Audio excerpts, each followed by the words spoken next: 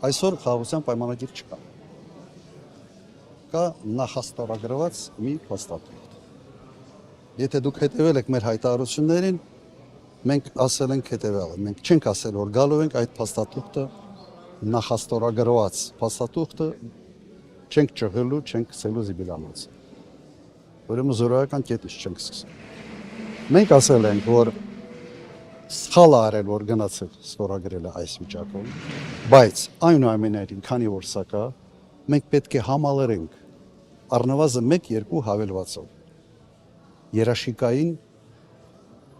համակարգը ձևավորելու մասին հավելվածներ։ Սա նշանակում է մենք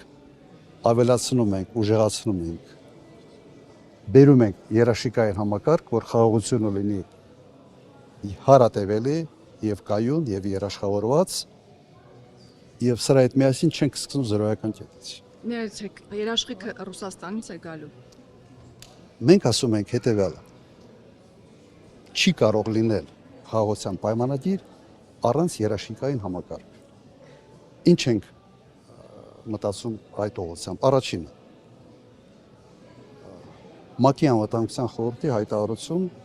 եւ հստակ ձևակերպված ինչ հետևանքներ է լինելու խախտողի համար։ Վատ բան է։ Ինչի պետք է Հայաստանի Հանրապետությունը այս հարցադրումը չհետապնդի այս նպատակը։ Ես չեմ հասկանում։ Երկրորդ, երաշխավորող պետություններ։ Ես համարում եմ, որ շատ ճիշտ կլինի, որ լինեն եւ Միացյալ Նահանգները, եւ լինեն Ռուսաստանը։ Հաշվի առնելով Ռուսաստանի ազդեցություն այս տարածաշրջանի վրա։ Եվ դա կբալանսավորի, այսպես ասենք, շահերը։ Շատ լավ կլինի, որ Եվրոմիությունը ինչ որ մի պետությունով մասնակցի, իսկ իդեալականը կլինի Ռուսաստան, Չինաստան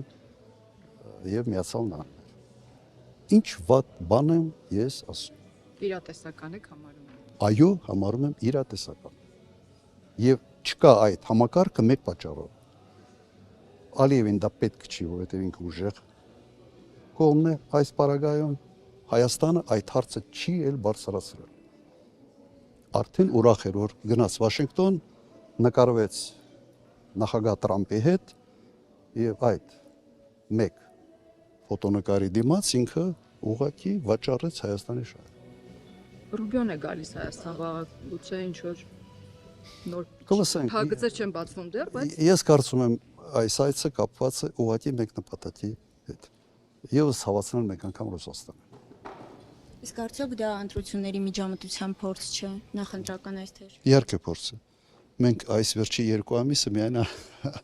ականատեսներ ենք ուղղակի նման կարգի փորձերի, բայց չենք զարմանում։ Հիմա փոխնախագահը գնացել է Հունգարիա եւ վերջի հանրահավաքին Վիկտոր Օրբանի հանդես եկավ եւ կոչ արեց քվերկել Օրբանի համար։